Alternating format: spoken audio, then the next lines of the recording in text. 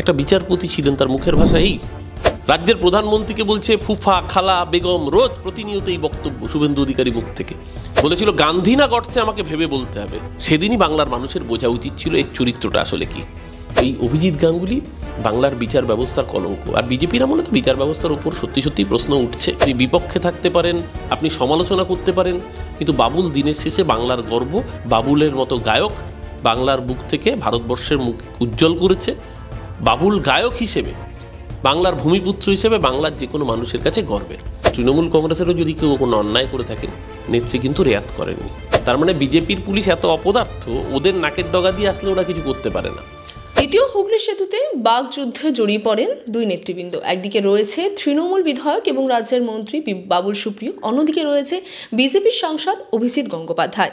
যেখানে অভিজিৎ গঙ্গোপাধ্যায় দাবি করছেন যে প্রথমে গাড়ি আটকেছেন, পরে গালিগালাজও করেছেন, কিন্তু সম্পূর্ণ নাকি মদ্যপ অবস্থায়।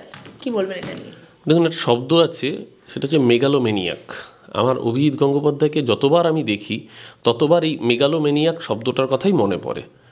কেন বলছি এই কথা? কারণ অভিজিৎ গঙ্গোপাধ্যায় নিজে আদালতের বিচারপতি ছিলেন, এবং বিচারপতি থাকার সময় আমরা দেখেছি যে উনি এরকমও আচরণ করেছেন যে উল্টো দিকে সওয়াল করতে আসা আইনজীবী তাকে জামা কাপড় খুলিয়ে, গাউন খুলিয়ে দেওয়ার নির্দেশ দিয়েছিলেন।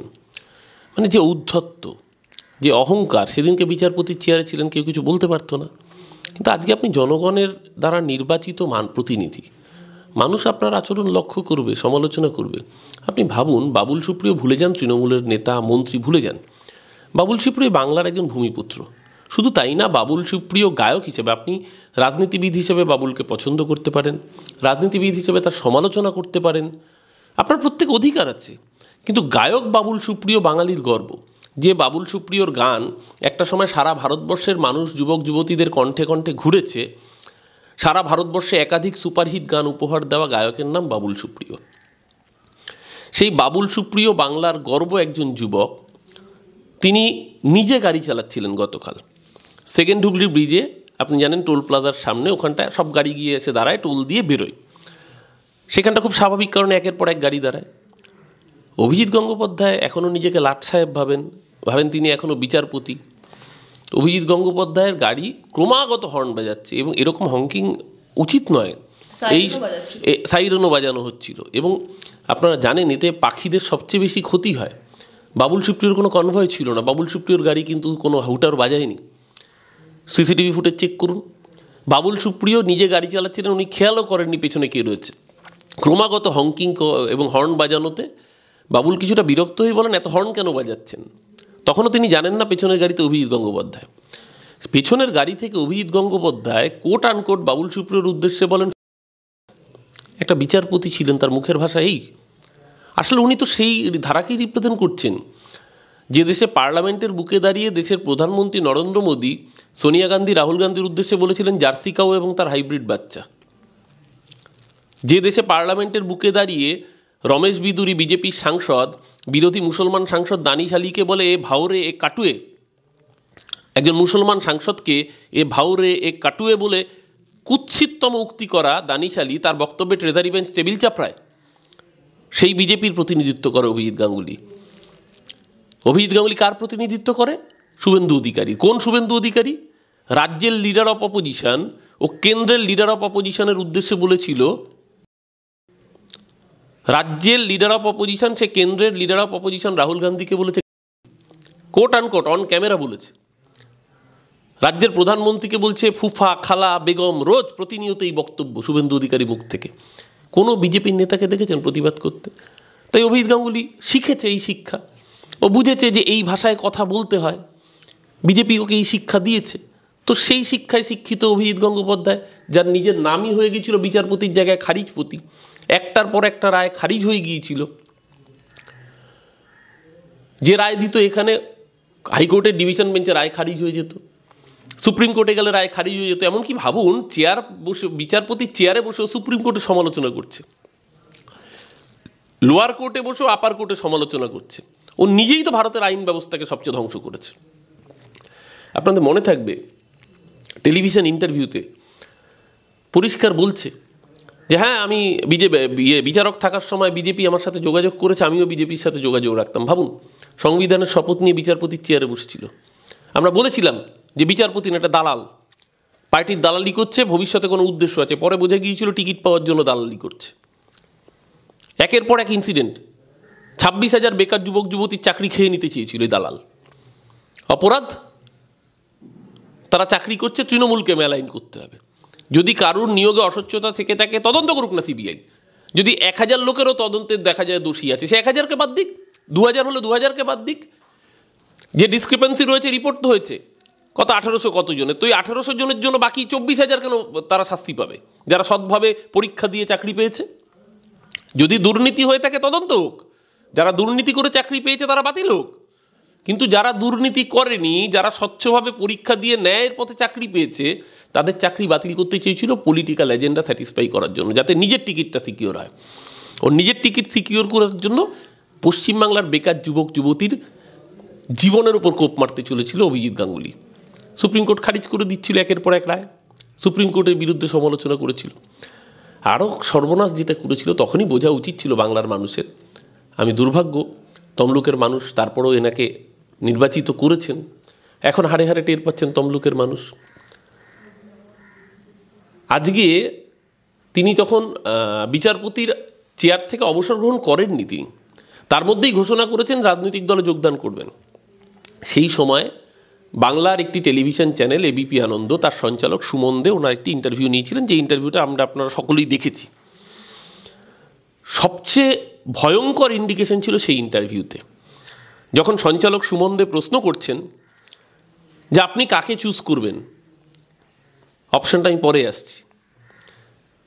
অভিজিৎ গাঙ্গুলি যতদিন বিচারপতি ছিলেন, ন্যায়দ্বন্দ্বকে সামনে রেখে মাথার উপর সংবিধান এবং মহাত্মা গান্ধী জাতির জনকের ছবি থাকত বিচারপতির আসনে যখন বসতেন। যিনি জাতির জনককে মাথার উপর শিরোধার্য করে রায়দান করার কথা, তার সামনে যখন এবিপি আনন্দের সঞ্চালক সুমন দে অপশন দিয়েছিলেন যে মহাত্মা গান্ধী না মহাত্মা গান্ধীর খুনি নাথুরাম গডসে, আপনি কাকে চয়েস করবেন, একজন বিচারপতি হয়ে তার কি বলার কথা ছিল? বিচারপতি হয়ে তার বলা উচিত ছিল আমি ন্যায়কে চয়েস করব, আমি সাম্যকে চয়েস করব, আমি সংবিধানকে চয়েস করব, আমি জাতির জনক মহাত্মা গান্ধীকে চয়েস করব। বলতে পারেনি সেদিন, বলেছিল গান্ধী না গডসে আমাকে ভেবে বলতে হবে। সেদিনই বাংলার মানুষের বোঝা উচিত ছিল এর চরিত্রটা আসলে কি। গডসে গান্ধীকে গুলি করেছিল রিভলভার চালিয়ে, আর এই ভারতবর্ষের গণতন্ত্র, ভারতবর্ষের বিচার ব্যবস্থাকে গুলি করেছে এর নিজের রাজনৈতিক স্বার্থ চালিয়ে, নিজের বিচার ব্যবস্থায় চেয়ারে বসে নিজের মুখ দিয়ে বুলি দিয়ে গুলি করেছিল অভিজিৎ গাঙ্গুলি। গতকালকে বাবুল সুপ্রিয়র সাথে যেটা করেছে, সেটা গডসের ফিজিক্যালি গুলি চালানো নয়, মুখ দিয়ে যে গুলি চালিয়েছে, যে কুৎসিত অপবাক্য ব্যবহার করেছে, বিচারপতির চেয়ারটাকে সর্বনাশ করেছে। ভারতবর্ষের মানুষ, বাংলার মানুষ আজকে সবাই বিচার ব্যবস্থাকে সম্মান করে, কিন্তু বিচারপতির চেয়ারকে কি আর আগের মতো সত্যি মানুষ শ্রদ্ধা করতে পারে? যখন বিচারপতির চেয়ারে বসে থাকা অবস্থায় মানুষ দেখে যে সে বিজেপির সাথে যোগাযোগ রাখছে, বিজেপি তার সাথে যোগাযোগ রাখছে, যখন মানুষ দেখে যে সে বিজেপির টিকিটে কুলিং অফ পিরিয়ড না নিয়েই সে যোগদান করে এবং প্রার্থী হয়ে যায়, তখন মানুষের কি বুঝতে অসুবিধা থাকে না রাজনৈতিক উদ্দেশ্যে তার রায়গুলো ছিল? কেন তিনি সারদার মামলা নিয়ে কোনো কথা বলেননি, উল্টে মামলাটাকে হিমঘরে পাঠিয়ে দিয়েছিলেন? সারদা কর্তা সুদীপ্ত সেন তো ব্যাংক ড্রাফট দিয়ে প্রমাণ করে দিয়েছিল যে সারদায় এই কাঁথিতে সারদা এনক্লেভ করার জন্য যে পুরসভার ক্ষমতাই নেই G+4 বিল্ডিং প্ল্যান স্যাংশন দেওয়ার, কোস্টাল এরিয়ার কিছু রেগুলেশন থাকে, সেখানে কি করে 14 তলা 20 তলা বাড়ির পারমিশন দেওয়া হবে? সারদা কর্তা সুদীপ্ত সেন চেকে, ড্রাফটে এবং ক্যাশে 50 কোটি টাকা দিয়েছিলেন, অভিযোগ করেছিলেন লিখিত আকারে। কেন সেই মামলা হিমঘরে? কেন ডিপিএসসি সমস্ত জেলায় উনি রায় দিয়েছিলেন, কেন পূর্ব মেদিনীপুরে ডিপিএসসিতে রায় দেননি 2015-16? কারণ শুভেন্দু অধিকারী ওখানে টাকা খেয়ে চাকরি পাইয়েছিল, ধরা পড়ে যেত সেই জন্য। এই যার রাজনৈতিক ব্যাকগ্রাউন্ড, তার কাছ থেকে আপনি কী আশা করেন? সেই অভিজিৎ গাঙ্গুলি বাংলার বিচার ব্যবস্থার কলঙ্ক। আর বিজেপির আমলে তো বিচার ব্যবস্থার উপর সত্যি সত্যিই প্রশ্ন উঠছে, কারণ একের পর এক, সবচেয়ে বড় কথা সুপ্রিম কোর্ট, তার উপরে কারোর কিছু বলার থাকে না। সুপ্রিম কোর্ট রায় দিয়েছে রাম মন্দির নিয়ে, সবাই ভারতবর্ষের মানুষ মেনে নিয়েছে, কারণ ভারতবর্ষের মানুষ গণতন্ত্র সংবিধানে বিশ্বাস করে। আজও আম্বেদকরকে সাভারকারের ওপরে রাখে ভারতবর্ষের মানুষ। কিন্তু যখন রাম মন্দিরের রায় দেওয়া বিচারক বা 370 বিলোপ করার বিচারক, তাদের কাউকে কাউকে দেখা যায় পরবর্তীকালে প্রাইজ পোস্টিং পেতে, কেউ কোনো রাজ্যের রাজ্যপাল হয়ে যায়, কেউ রাজ্যসভার মনোনীত সাংসদ হয়ে যায়, কেউ বিভিন্নভাবে অন্যভাবে বেনিফিটেড হয়, তখন তো স্বাভাবিকভাবেই এই প্রশ্নগুলো ওঠে যে রায়গুলো তার পেছনে যে বিচারপতিরা ছিলেন তাদের ইন্টিগ্রিটি নিয়ে তো প্রশ্ন উঠে যায়। এই প্রশ্ন আজকে দেশের মানুষের মনে, ভারতবর্ষের বিচার ব্যবস্থার উপর যে সম্পূর্ণ শ্রদ্ধার বাতাবরণ ছিল, কোথাও একটা বিজেপির কার্যকলাপে সেই জায়গা কিন্তু নষ্ট হচ্ছে সাম্প্রতিক অতীতে। বারংবার ভারতবর্ষের মানুষ এটা প্রত্যক্ষ করেছে। আর বাংলার বুকে তো অভিজিৎ গাঙ্গুলি যা করেছেন বিচার ব্যবস্থার উপর মানুষের আস্থা উঠিয়ে দেওয়ার জন্য একটা লোকই যথেষ্ট।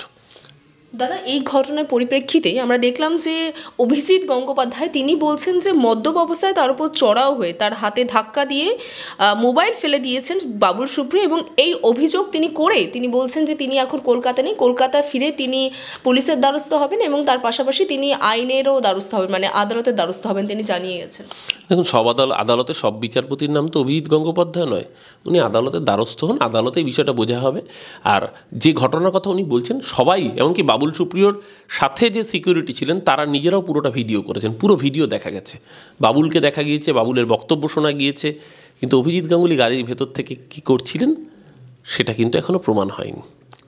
অভিজিৎ গাঙ্গুলি গাড়ির ভেতরে বসে যে কুৎসিত গালিগালাজ করেছেন সেটা কি উনি কোথাও ডিনাই করতে পেরেছেন? এখনও বলেছেন যে আমি ওই গালিগালাজটা করিনি? ওনার যদি হিম্মত থাকে উনি বলুন না যে আমি গালিগালাজটা করিনি। উনি নিজে সাংসদ পদের অপব্যবহার করছেন। উনি নিজে, কালকে পুরো ঘটনা ভিডিও ধরা আছে, সমস্ত ভাইরাল ভিডিওতে আপনিও দেখেছেন, আমিও দেখেছি। কোথাও বাবুল সুপ্রিয়কে দেখে এক সেকেন্ডের জন্য মনে হয়নি যে বাবুল সুপ্রিয় কোনো অসংযত আচরণ করেছেন। আমি আবারও বলছি, বাবুল সুপ্রিয় রাজনীতির আপনি পক্ষে থাকতে পারেন, আপনি বিপক্ষে থাকতে পারেন, আপনি সমালোচনা করতে পারেন, কিন্তু বাবুল দিনের শেষে বাংলার গর্ব। বাবুলের মতো গায়ক বাংলার বুক থেকে ভারতবর্ষের মুখ উজ্জ্বল করেছে। বাবুল গায়ক হিসেবে, বাংলার ভূমিপুত্র হিসেবে বাংলার যে কোনো মানুষের কাছে গর্বের। সেই জায়গায় দাঁড়িয়ে বাংলার গর্ব একজন মানুষকেই অভিজিৎ গাঙ্গুলির মতো একটা কুৎসিত মানসিকতার মানুষ যে ভাষায় আক্রমণ করেছে, তার জন্য ওকে জনসমক্ষে আগে ক্ষমা চাইতে হবে। দাদা, একটু অন্য প্রসঙ্গে যাব। ইতিমধ্যে আমরা জানি যে তৃণমূল নেতার খুনের জন্য খুদ পুলিশ সুপারকে মূলত তার ঘটেছে, এই কথা নবান্নে বসে মুখ্যমন্ত্রী বলেছেন। এবং এখানেই যে প্রশ্ন উঠছে যে মুখ্যমন্ত্রী যেখানে পুলিশ সুপারকে একদম দায়ী করছেন সরাসরি তৃণমূল নেতার খুনের জন্য, তাহলে সেক্ষেত্রে যারা সাধারণ নাগরিক রয়েছে তাদের সুরক্ষাও তো প্রশ্নের মুখে পড়তে হচ্ছে। এটাই পার্থক্য মমতাদির সাথে বাকিদের।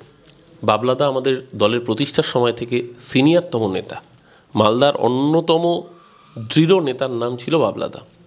তার মৃত্যু আমাদেরকে বিচলিত করেছে। মুখ্যমন্ত্রী নিজে উদ্বিগ্ন, এবং এটা তো ঘটনা, পুলিশি ইন্টেলিজেন্সের ব্যর্থতা ছিল, মুখ্যমন্ত্রী নিজেই সেটা বলেছেন। খুব স্বাভাবিকভাবেই যদি ইন্টেলিজেন্সের ব্যর্থতার জন্য এই ধরনের ঘটনা ঘটে থাকে, সেই ঘটনা তো আমরা চাইতে পারবো না যে এই ঘটনা ঘটুক, এই ঘটনা যাতে আর রিপিট না হয়। দেখুন, তৃণমূল কংগ্রেসেরও যদি কেউ কোনো অন্যায় করে থাকে, নেত্রী কিন্তু রেয়াত করেননি। এটা বকটুয়ের ইনসিডেন্টে আমাদের ওখানকার অঞ্চল সভাপতিকে গ্রেপ্তার করা হোক, পার্থ চট্টোপাধ্যায়ের মতো নেতাকে রেয়াত করেনি তৃণমূল কংগ্রেস। যেখানে তৃণমূল কংগ্রেস তার নিজের নেতাদের রেয়াত করেনি, সেখানে পুলিশ প্রশাসনের একটা অংশ যদি ভুল কাজ করে, যদি ব্যর্থ হয়, তার সমালোচনা মুখ্যমন্ত্রী করবেন, এটাই তো স্বাভাবিক। কারণ মুখ্যমন্ত্রী তো সকলের। মুখ্যমন্ত্রী যেরকম তৃণমূল কংগ্রেসের, মুখ্যমন্ত্রী সিপিএমের, মুখ্যমন্ত্রী বিজেপির, মুখ্যমন্ত্রী বাংলার 10.5 কোটি মানুষের মুখ্যমন্ত্রী। তিনি অভিভাবক হিসেবেই নিজের দপ্তরকেও রেয়াত করেননি, নিজের দপ্তরকেও তিনি সমালোচনা করেছেন। এটাই তো প্রকৃত অ্যাডমিনিস্ট্রেটরের কাজ। মমতাদি তো এই জন্যই বাকিদের থেকে কয়েক যোজন এগিয়ে। বুদ্ধদেব ভট্টাচার্যের সময় কখনো পুলিশ দপ্তরের সমালোচনা বুদ্ধদেব ভট্টাচার্যকে করতে শুনেছেন? জ্যোতি বসুর সময় শুনেছেন? জ্যোতি বসুর পুলিশ তো গুলি চালিয়ে 21 জন যুব কংগ্রেস কর্মীকে খুন করেছিল। 21 জুলাই 13 জন যুব কংগ্রেস কর্মীকে খুন করেছিল। বুদ্ধদেব ভট্টাচার্যের সময় পুলিশ নাকি হাওয়াই চটি পরা পুলিশ, সেটা আজও রহস্যাবৃত, নন্দীগ্রামের বুকে গণহত্যা চালিয়েছিল। বুদ্ধদেব ভট্টাচার্যকে পুলিশের বিরুদ্ধে ব্যবস্থা নিতে বলতে শুনেছিলেন? এখানেই মমতাদি বাকিদের থেকে আলাদা। মমতাদির কাছে সুশাসনটাই প্রায়োরিটি, তাই মমতাদি বার্তা দিয়েছেন। নিশ্চিতভাবে পুলিশের ইন্টেলিজেন্সের কোথাও ওখানে গাফিলতি ছিল, তাই মুখ্যমন্ত্রী কথা বলেছেন। আমরা আশা রাখবো যে নতুন বছরে পুলিশ সেই জায়গাগুলো ত্রুটি বিচ্যুতি সংশোধন করবে, যাতে এরকম আর কোনো মানুষকে, বাবলাদা একজন নেতা আমাদের, কিন্তু সাধারণ কোনো মানুষকেই যাতে এই ধরনের ঘটনায় প্রাণ যেতে না হয়, সেটা এনশিওর করা প্রশাসনের দায়িত্ব এবং কর্তব্য। মুখ্যমন্ত্রী রাজধর্ম পালন করেছেন। দাদা, এই তৃণমূল নেতার খুনের পিছনে একদিকে যেমন বিহার যোগ সামনে আসছে, অন্যদিকে বারংবার তৃণমূল নেতৃবৃন্দদের যে এই যে নিশানায় পড়তে হচ্ছে সেই বিষয় নিয়ে বিরোধীদের তরফ থেকে বলছেন যে এটা আসলে তৃণমূল কংগ্রেসের গোষ্ঠীদ্বন্দ্বের প্রকাশ পাচ্ছে, মানে দুদিকে দুরকমের তত্ত্ব। কি বলবেন এটা নিয়ে? দেখুন, আমি আবারও বলছি, তদন্ত চলছে। যাদের ধরা হয়েছে তাদের অধিকাংশ বিহার থেকে আসা সুপারি কিলার, তাদেরকে ইনভেস্টিগেশন চলছে। যেহেতু পুলিশ ইনভেস্টিগেশন চলছে, এখনই কোনো মন্তব্য করাটা সঠিক সমীচীন নয়। আর এই বিষয়ে যা মন্তব্য আসবে, দলের যারা নির্দিষ্ট পদাধিকারী, দলের যারা নির্দিষ্ট মুখপাত্র, দলীয় বিষয়টায় তারাই বক্তব্য রাখবেন। আমরা রাজনীতির ছাত্র হিসেবে আমরা এটা নিশ্চিতভাবে ওয়াচ করি। আমরা মনে করি যে মমতাদির নেতৃত্বে পুলিশ নিরপেক্ষভাবে কাজ করুক, যাতে বাংলার মানুষ তারা নিশ্চিন্তে ঘুমোতে পারে। এবং আমরা আশা রাখি মমতাদির আগের দিনের যে বার্তা, তারপর নিশ্চিত পুলিশ প্রোঅ্যাক্টিভলি সঠিক তদন্ত করে যে প্রকৃত দোষী তাকে গ্রেপ্তার করবে। ইতিমধ্যে শিল্পী বয়কট একটি তত্ত্ব আমরা দেখলাম তৃণমূল কংগ্রেসে, এবং সেটা নিয়েই শোরগোল। কুণাল ঘোষ দাবি করেছিলেন যে যেটা তিনি একদম প্রেস কনফারেন্সে বা যেটা তিনি জানিয়েছিলেন শিল্পী বয়কট নিয়ে, সেই যে তত্ত্ব, সেই তত্ত্বকে সম্পূর্ণভাবে উড়িয়ে দিয়েছেন অভিষেক বন্দ্যোপাধ্যায়। কিন্তু অন্যদিকে শিক্ষামন্ত্রী বলছেন রাষ্ট্রের বিরোধিতা করব, আবার সেই সরকারের থেকে শো চাইতে যাব, এটা হতে পারে না। তবে কি দলে এবার দু ধরনের মতামত? এটা হিন্দি সিনেমার ডায়লগ আছে, জানেন তো, जब बड़े बात करते हैं तब छोटे चुप रहते हैं। বড়রা যখন কথা বলে তখন ছোটদের চুপ থাকাই উচিত। কুণালদা দলের সিনিয়র নেতা, কুণালদা কর্মীদের আবেগের কথা বলেছেন। অভিষেক বন্দ্যোপাধ্যায় একজন সরকারে থেকে যে সরকারি কথা, যে সরকার সকলের, অভিষেক বন্দ্যোপাধ্যায় সেই বার্তা দিয়েছেন।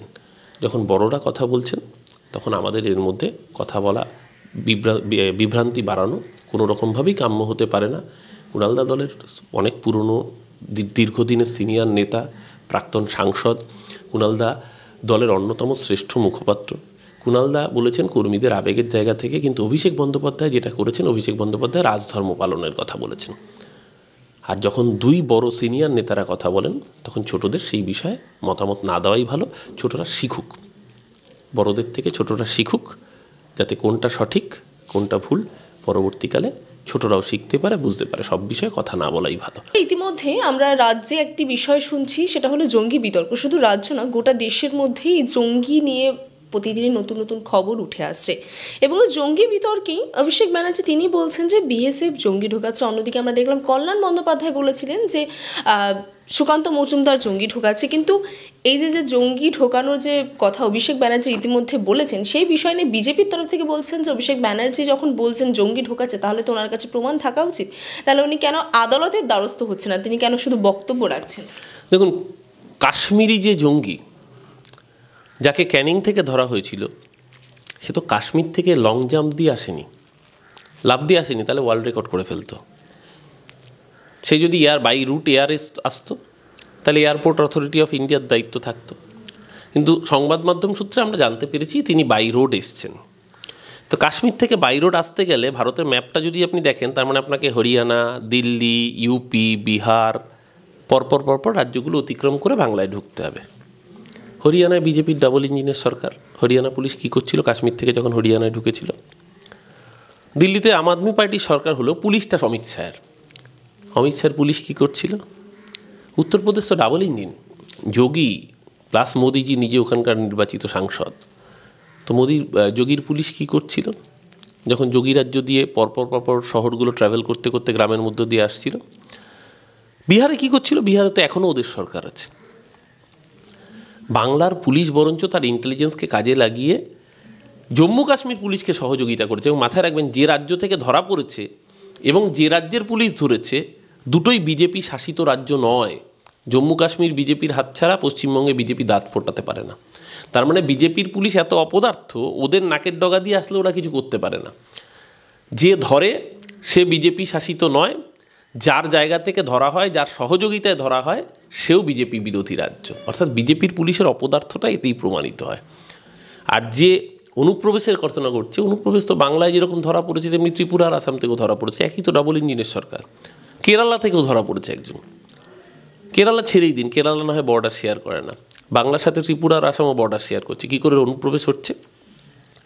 অনুপ্রবেশ আটকানোর দায়িত্ব কার? স্বরাষ্ট্র মন্ত্রকের, বিএসএফের। মাথায় মন্ত্রীকে অমিত শাহ নিজেকে অযোগ্য আর অপদার্থ বলছে। শুভেন্দু বলছে অনুপ্রবেশ ঘটছে। আমি জানি না শুভেন্দুর সাথে অমিত শাহর কোনো ইন্টারনাল ক্ল্যাশ আছে কিনা। ও তো সরাসরি অমিত শাহ দপ্তরের বিরুদ্ধে অনাস্থা জ্ঞাপন করছে। যদি বাংলায় অনুপ্রবেশ হয়ে থাকে, বাংলায় নাকি বর্ডার দিতে পারেনি জমির জন্য, শুভেন্দু রোজ বড় বড় গল্প দেয়। তো আসামে কে বারণ করেছে? আসামে তো ওর হেমন্ত বিশ্ব শর্মার সরকার। ত্রিপুরায় কে বারণ করেছে? আসলে কোনো পলিসি নেই সরকারের। ব্যর্থ অপদার্থ স্বরাষ্ট্র মন্ত্রক, তারা অনুপ্রবেশ আটকাতে পারে না। আরও ব্যর্থ হচ্ছে বিদেশ মন্ত্রক। আজকের খবর, ঢাকা সফরে পাক বিদেশমন্ত্রী। তাহলে আপনি ভাবুন আপনার বিদেশ দপ্তর ঠিক কী কাজ করলো। আজকে ঢাকা সফরে গিয়েছে পাক বিদেশমন্ত্রী। আজকের প্রতিবেদন, বাংলার অন্যতম বৃহত্তম দৈনিক, সেই দৈনিকের ঢাকা সফরে পাক বিদেশমন্ত্রী দাঁড়। এই তো অবস্থা। আমরা আবারও বলছি, মমতাদি বারবার বলেছেন যখন ইস্যুটা আন্তঃরাষ্ট্রীয় তখন আমরা এই সময় কেন্দ্রীয় সরকারের পাশে আছি। কিন্তু তার মানে তো এটা হতে পারে না যে বিদেশ মন্ত্রক ক্রমাগতভাবে ব্যর্থ হবে। নরেন্দ্র মোদীর ভূমিকা কি? মমতা ব্যানার্জি তো রাষ্ট্রনায়কের ভূমিকা পালন করছেন কার্যত। বিধানসভায় দাঁড়িয়ে বলেছেন যে যদি কেউ অত্যাচারিত হয়ে আসে প্রয়োজনে একটা রুটি ভাগ করে খাবো।